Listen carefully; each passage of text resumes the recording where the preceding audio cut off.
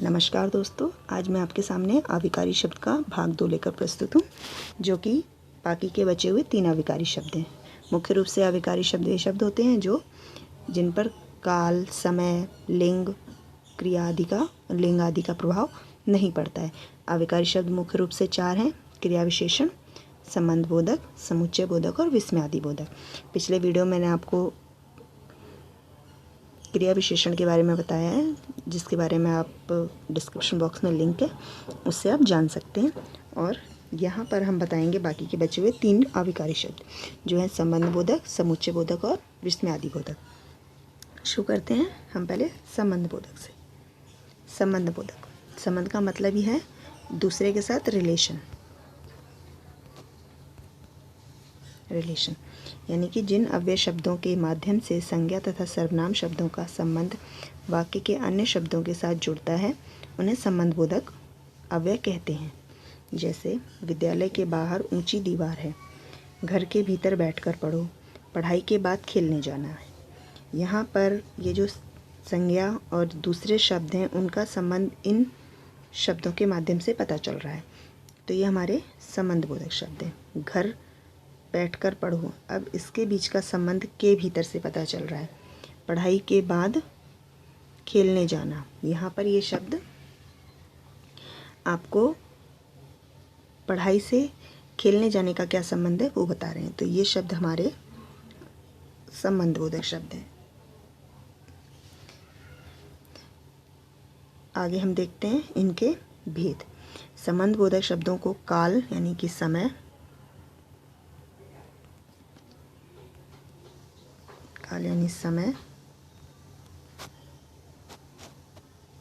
स्थान, जगह, दिशा, किस तरीके की स्थिति है, उद्देश्य, कारण, तुलना आदि विषय के अनुसार विभाजित किया जाता है। अब है हमारा काल वाचक। इसमें आएगा के बाद, के पश्चात, के पहले, के से पूर्व, यानी कि जो भी समय के बारे में बता रहा है। स्थान के पीछे, के भीतर, दिशा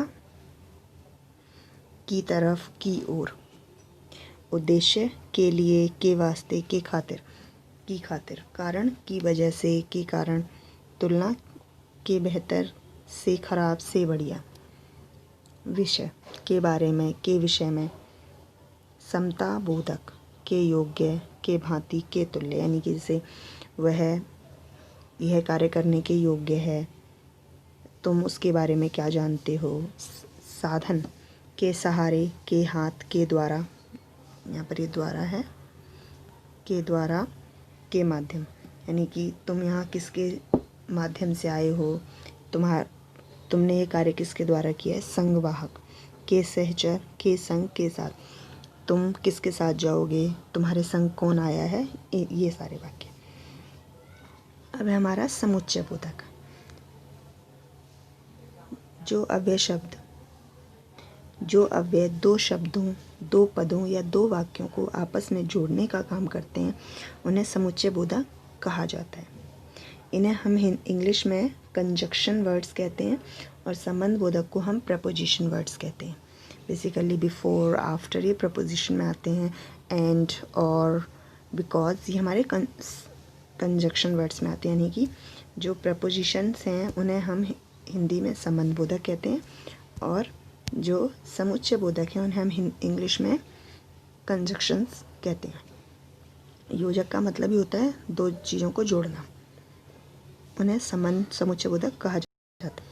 भाई और बहन पार्क में खेल रहे हैं, यहाँ पर और शब्द भाई और बहन को जोड़ रहे हैं, यानी कि इन दो शब्दों को एक साथ जोड़कर बताया जा रहा है।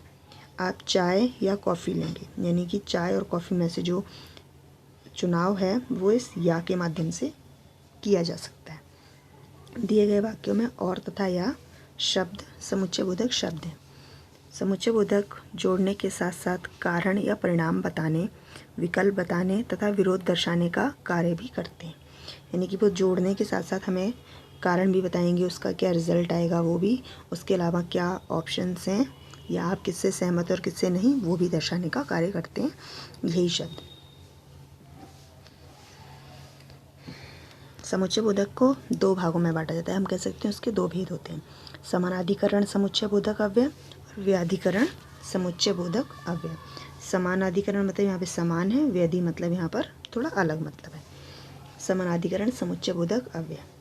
जो अव्यय दो या दो से अधिक समान पदों, पदबंधों या उपवाक्यों को जोड़ते हैं उन्हें समानाधिकरण समुच्चय बोधक कहा जाता है। उपवाक्य भी हमारे वो होते हैं जो मुख्य वाक्य पर निर्भर करते हैं। पदबंध भी छोटे वाक्य होते हैं और समान पद तो हमारा जो दो एक जैसे सेंटेंस है वो है। जैसे मैं केला, संतरा और अमरूद खाता हूँ। यहाँ पर और शब्द एक जैसे ही शब्दों को जोड़ने का काम कर रहे हैं या एक ही गुणों वाले शब्दों को जोड़ने का काम कर रहे हैं। जैसे केला, संतरा और अमरूद तीनों ही फल हैं जिन्हें हम खा सकते हैं। राधा ने प्रतीक्षा की पर कृष्ण नहीं आए, यानी कि ये यहाँ पर दो अलग अलग पदबंधों को जोड़ रहे हैं पर वो दोनों ही मनुष्य हैं। राधा ने प्रतीक्षा की, कृष्ण नहीं आए, ये दोनों अलग अलग वाक्य हैं पर ये दोनों स्वतंत्र वाक्य भी हैं जो एक दूसरे के साथ पर से जोड़े गए हैं। दिए गए वाक्यों में और पर समानाधिकरण समुच्चय बोधक अव्यय हैं।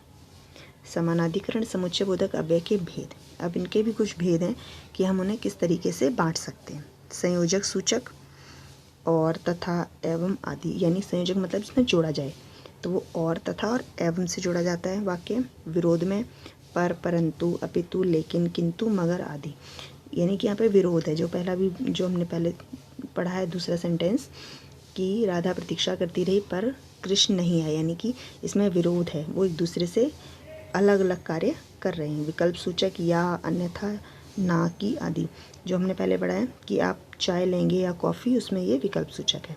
परिणाम सूचक अतः, फलतः आदि, अतः यह कार्य हो जाएगा अगर आपने परिश्रम किया होता, अतः फलतः आपको सफलता मिलती। अब हमारा व्यधिकरण समुच्चय बोधक अव्यय। जो अव्यय किसी वाक्य के एक या एक से अधिक आश्रित उपवाक्यों को जोड़ते हैं उन्हें व्यधिकरण समुच्चय बोधक अव्यय कहा जाता है। आश्रित उपवाक्य वो होते हैं जो मुख्य वाक्य के सहारे ही अपना अर्थ व्यक्त करते हैं। मुख्य वाक्य स्वतंत्र वाक्य होता है लेकिन आश्रित वाक्य स्वतंत्र वाक्य नहीं होता है, उसका अर्थ मुख्य वाक्य से जुड़ने पर ही स्पष्ट होता है। किसान ने खेतों में पानी दिया क्योंकि वर्षा नहीं हुई। किसान ने खेतों में पानी दिया, वर्षा नहीं हुई। वर्षा नहीं हुई जो है वो हमारा आश्रित वाक्य, क्योंकि वो क्योंकि से जोड़ा गया है। हमें मेहनत करते रहना है ताकि देश आगे बढ़े। ये दोनों ही हमारे आश्रित वाक्य हैं। दिए गए वाक्यों में क्योंकि, ताकि, अव्यय पद उपवाक्यों को जोड़ने का कार्य कर रहे हैं।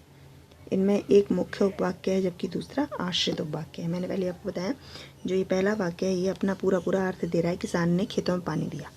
अब उसने खेतों में पानी क्यों दिया? क्योंकि वर्षा नहीं हुई थी। हमें मेहनत करते रहना है। हमें क्यों मेहनत करते रहना है? ताकि हमारा देश आगे बढ़ सके। तो ये मुख्य वाक्य आश्रित वाक्य को क्योंकि के माध्यम से जोड़ रहा है और यहाँ पर ये मुख्य वाक्य से यह आश्रित वाक्य ताकि के माध्यम से जुड़ा हुआ है। अब इसके भी कुछ भेद होते हैं, व्याधिकरण के भेद। हेतु, जैसे इसलिए, क्योंकि, चूंकि आदि। संकेत, यदि, यद्यपि, तथापि। स्वरूप, अर्थार्थ, मानो, ये शब्द। उद्देश्य सूचक, की, ताकि आदि। ये अलग अलग तरीके से होते हैं। अब है हमारा आखिरी विस्मयादि बोधक अव्यय। जो शब्द हर्ष, शोक, भय, घृणा तथा विस्मय आदि भावों का बोध कराते हैं उन्हें विस्मयादि बोधक अव्यय कहा जाता है। यहाँ पर खुशी, दुख, कोई चीज़ अच्छी नहीं लगती है, कोई चीज़ हमें अचंभित कर देती है, आश्चर्यचकित कर देती है, उन सभी का बोध कराने वाले जो शब्द होते हैं वो विस्मयादि बोधक शब्द होते हैं हमारे। उफ़, कितनी गर्मी है, हाय, मुझे चोट लग गई। तो ये उफ़ और हाय ये दोनों विस्मयादि बोधक अव्यय हैं। अव्यय वे शब्द हैं जिन पर किसी भी प्रकार का परिवर्तन नहीं होता है, चाहे उसका लिंग बदल दिया जाए, चाहे समय बदल दिया जाए।